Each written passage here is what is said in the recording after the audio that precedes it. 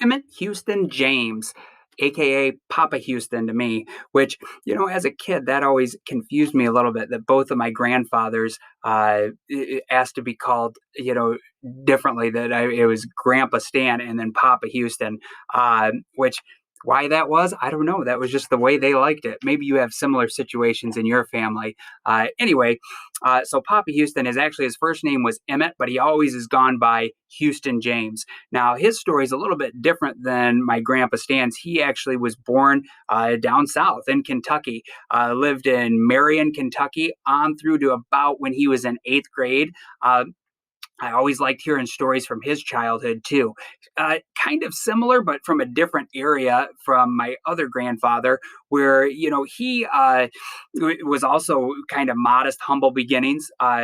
Essentially, a poor farm kid that was working on the family farm and then also going to school. One of the stories that always stuck with me from his childhood was that he just said he would always all summer long always be barefoot and his feet would get calloused up and he could walk across gravel or rocks or whatever and his feet were so tough that it wouldn't even bother him at all. So true little hillbilly kid, right, where as soon as he can kick those shoes off and it's warm enough, not wearing any footwear, which I always thought that was kind of awesome little story.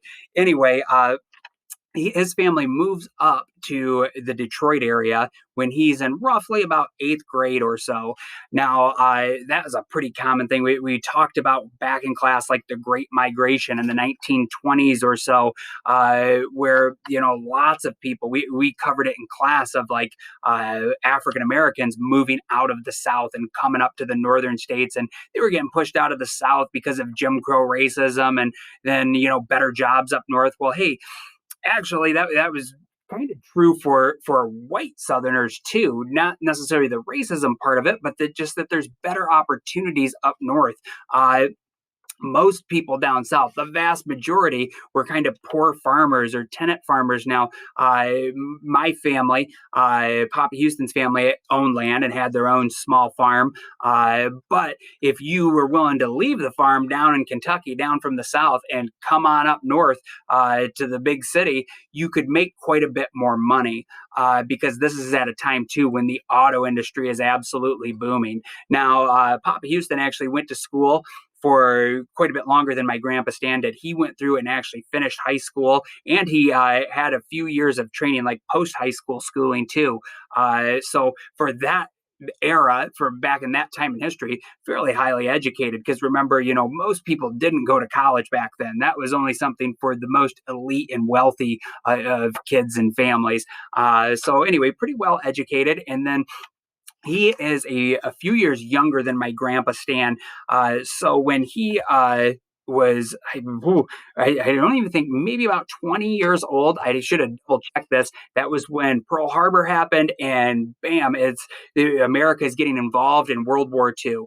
Now, he actually ended up enlisting because his draft number had come up. And then if he had just waited for his draft number in the order to report to come through, he almost certainly would have been put into the Army and been out in the general infantry. But he actually had the goal. He wanted to be in the Air Force, which technically there wasn't an Air Force as a separate branch back then. The Air Force was part of the Army, so the Army Air Force. But he wanted to go and fly planes was kind of his goal. So before his draft number totally, like, I guess, comes up, he added a little window of time where he could go enlist. He did do that. And then if you were going to go enlist and just join up on your own, you could select which branch or which units you wanted to go into. Now, his goal was to be a fighter pilot. He was hoping to be a fighter pilot in a P-51 Mustang, which we've covered in class, and I've shown you some good visuals and movie scenes with those in it. But I guess the story goes that his mom really freaked out on him and was worried, and man, that sounds dangerous, which she was right. Being in the Air Force was a very dangerous job. Statistically, that was one of the jobs that was most likely to get you killed in the war.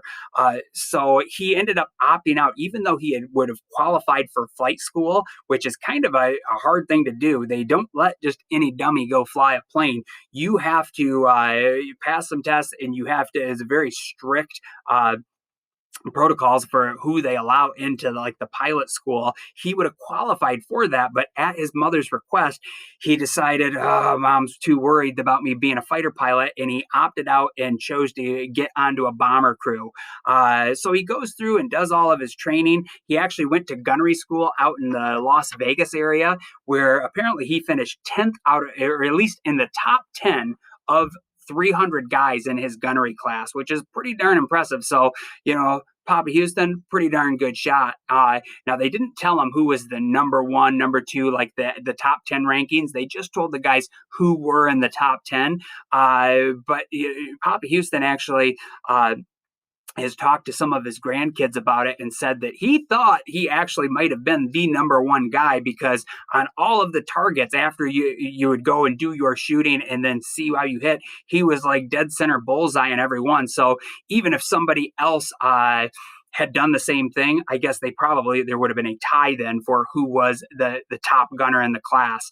And honestly, like, there are some people that might say something like that and you'd be like, okay, yeah, you're bragging. But Papa Houston was not a bragger. He is not a braggadocious guy in the least. He's actually a very humble, modest guy. So for him saying that makes me think he probably did. Now, if it was my Uncle Scott or my Uncle Craig saying something like that, I'd probably be right to question it. But Papa Houston, I don't know. If he says he was in the top of the mix, I'm sure that that's actually a legit story. So pretty impressive. Hopefully someday I'll be as good a shot as Papa Houston is.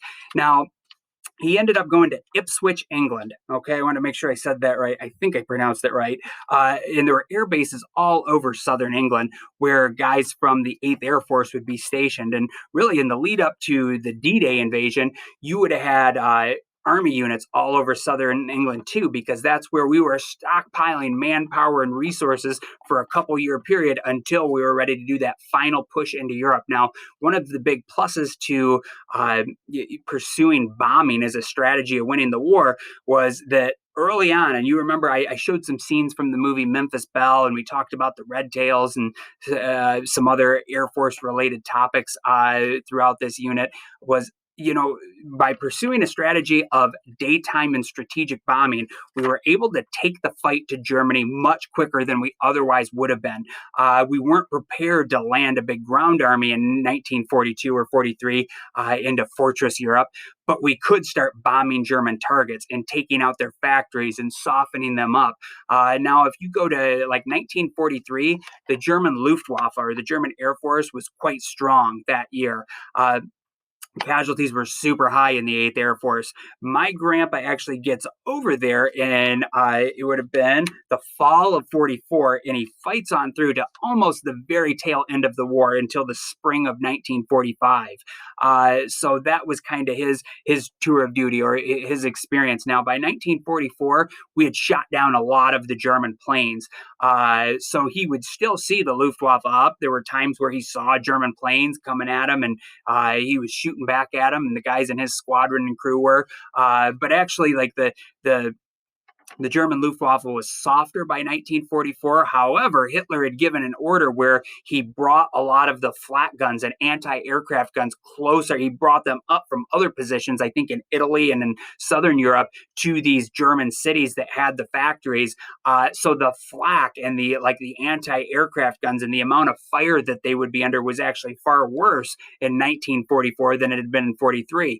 And those are pretty devastating too. A whole lot of bomber crews and P-51s were shot down because of those anti-aircraft guns. Now, Papa Houston was a top turret gunner in a B-17 Flying Fortress. So these guys would have, we were doing daytime bombing, which made you more vulnerable. The enemy, the Germans, could see you when you're coming up to your bombing target. Now, the upside to that, even though it's far more dangerous for our airmen that are flying those missions, you could see your targets much better, and you'd be much more accurate with your placement of bombs. my grandpa had said that one of his most chilling experiences from the war was on his very first combat mission as he was coming into the bomb run. And, these planes are super loud and you hear the roar of the engines. And the top turret gunner is actually in like a hydraulic turret behind the pilot and co pilot. So the top turret gunner could be sitting there and chit chatting and talking with the pilot quite a bit and could get a nice view of what was coming up ahead. And he said that, man, as he was coming into that very first bomb run on his first mission, he saw the anti aircraft guns firing off and like those puffs, those clouds of black smoke up there, and hearing the bangs and stuff that just gave him chills right down to his spine. And he realized that, man, I'm in it now, and that literally his life is on the line, that this is something that is extremely dangerous that he was just about to go through. And I guess he said he adapted to that as the war went on, that you get used to it, right? You get combat experience and you've gone through it more. So that was the worst time, he said, that first combat experience, but very dangerous thing. And of course, statistically, your 25th or 30th mission is just as dangerous for you as your first one. A lot of times going through it. Now, my papa said that his crew was very close knit. That he had a captain. The captain's a little bit older, the highest ranking guy on the plane, on the crew. That he very much respected his captain. The whole crew got along together and they were close knit. Now, I showed some scenes out of the movie Memphis Belle. That the Memphis Belle was a real crew, but the movie Memphis Belle, and my papa Houston had watched this one too. He said that that movie irked him a little bit. Like, it shows B-17's really good. It's an entertaining movie, but through the whole movie, they're all back talking and yelling at the captain and not really following orders. And he said, "Man, that is not how my crew was. If the captain gave an order, you did it. We did it. We didn't question him. That it was all business and that our lives were on the line, and us functioning together as a team and as a unit was extremely important to all of us because they all wanted to get back home." I guess Hollywood often does that with movies to increase the drama and cinematic value. But in real life, I would imagine most of these crews were not like high drama like it would appear in the movies, that they actually probably functioned pretty good and did follow orders. So my grandpa's crew right here, and like his plane, if you remember again from the movie The Memphis Belle, that was the first crew in the 8th Air Force to finish its full tour of duty.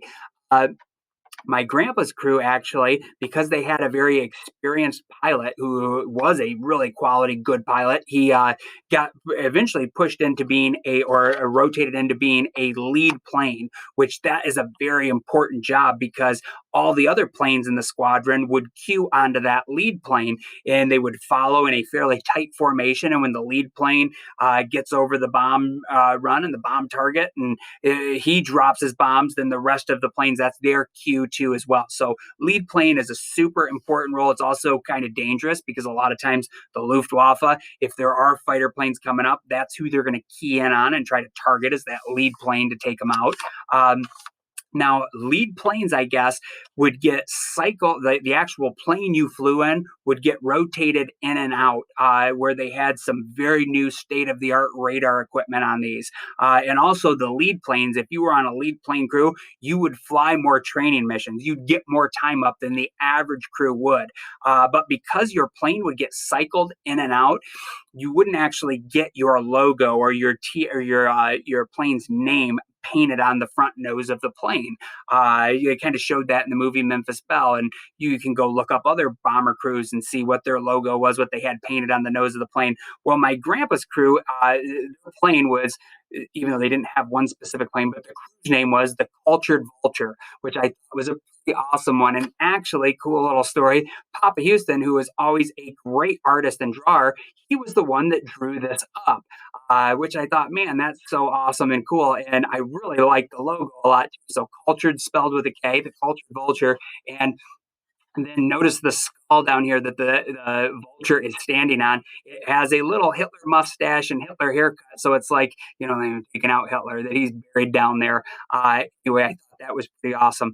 So if you remember back to some of the scenes I showed out of movies too, it was originally 10-man crews. But eventually, by the time you got to 1944, I guess the Luftwaffe had been beat up enough switched that to conserve manpower and 9-man crew. So where originally they had two waist gunners back in kind of that middle belly part of the plane, they switched it where one guy could cover both of those machine guns. Unfortunately, the guy that was the second waist gunner on my papa's crew uh, got switched to a different crew, and he didn't end up surviving the war. His plane went down. Now, you had to fly 30 missions to complete your tour of duty. Once you flew 30 missions, you were done. It didn't necessarily mean you're out of the military, but you're going to get rotated out. And it's kind of like that's the light at the end of the tunnel. Because if you're just told that you have to fly combat missions until either you die or the war is over, that's a pretty depressing, heavy thing to wrestle with. But if you know that, like, man, if I make it through 30 missions, that gives guys hope. And, they're shooting for that. Now, 30 missions was 30 missions. So once you flew 30 combat missions, you were done for and you got to get out of there. And let me actually skip ahead here. Here's the list of all the combat missions that Papa Houston flew in. Um, Now you could go and sub on other crews because apparently a lot of times, one crew might take a hit and one of their gunners dies or one person on the crew and they're looking for a substitute to come in. So other crews might occasionally need another top turret gunner. Papa Houston could have went and signed up for sub duty like that and flown extra missions, and that would have got him his 30 quicker and got him out of there. However, he said that he knew guys that were doing that. They wanted to get back home. They wanted to be done with the war. And when they were flying on one of these, like the sub crews and going and filling in, he knew some guys that got shot down and died on those missions. And he kind of felt like, and I guess this was kind of the consensus amongst his whole crew, that, man, we work good together. We trust each other. We're a lead plane. We put our lives on the line together. He wanted to just stick and fly with his crew and not rush it. He was worried that if he did try to rush it and get out of there quicker, something might go bad on another crew that wasn't as disciplined or highly trained as the crew that he was a part of. And he does make it through the war, so probably a wise decision there. Um, Now you'll notice Papa Houston flew 29 missions. So I had asked, well, what happened to the 30th mission? I thought you completed your tour of duty. Well, it was actually his pilot actually one time did fly a substitute mission with a different crew, and you as a crew were kind of based on and went with your pilot.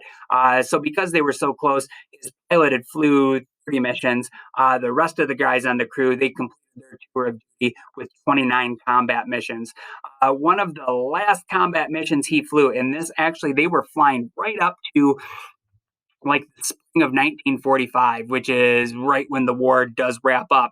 He basically flew his last combat mission several weeks before the war was over. I believe on mission 25 in Jena.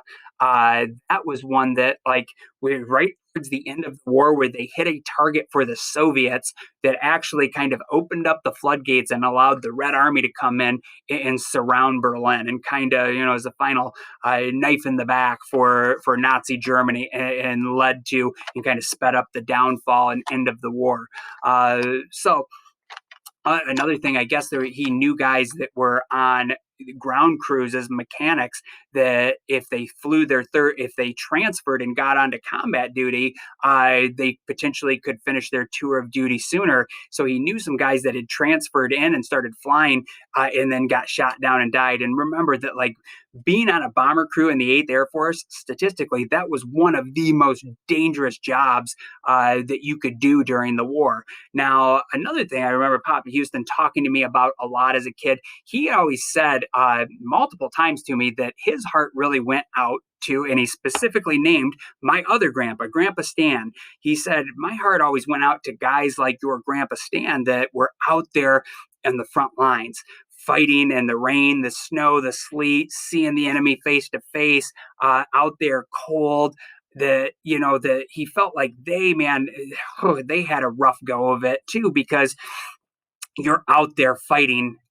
You would get time to sleep and get rotated out, but you're out there day and night for extended periods of time. Whereas my grandpa's, Papa Houston's experience was, you know, he was a lot of his time was fairly comfy at a base in southern England with a warm bed and always having meals. So that's kind of the trade off. If you're in the Eighth Air Force on a bomber crew, you're going to live a little more comfortably than the average soldier out on the front lines.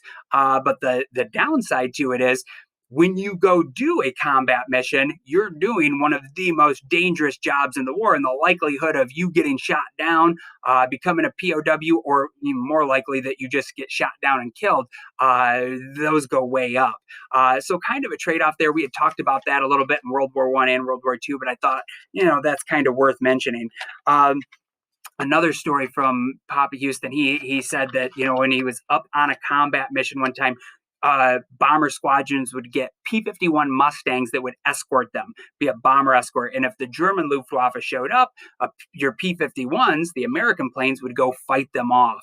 That one time they were coming into the bomb run and the anti-aircraft guns were going off. And I guess Papa Houston had, every so often you'd have to do checks and look at different points in the sky, and he swiveled his turret back, and he saw, a P-51 Mustang was right up flying next, almost like level with his bomber plane. And the P-51 kind of tipped his wings and waved at him, and he could see the pilot in there. And he kind of tipped his guns a little bit and gave him a wave back. And then he went over and did a check the other way. And by the time he looked back over, that P-51 Mustang was gone, and it hadn't flown off. It had taken a direct hit from one of the anti-aircraft guns, and it was gone. That pilot was done for. There's no ejecting there or coming down with a parachute. And he said that was a pretty chilling experience too, seeing somebody that you just made eye contact with, and seconds later, bam, that guy's a goner.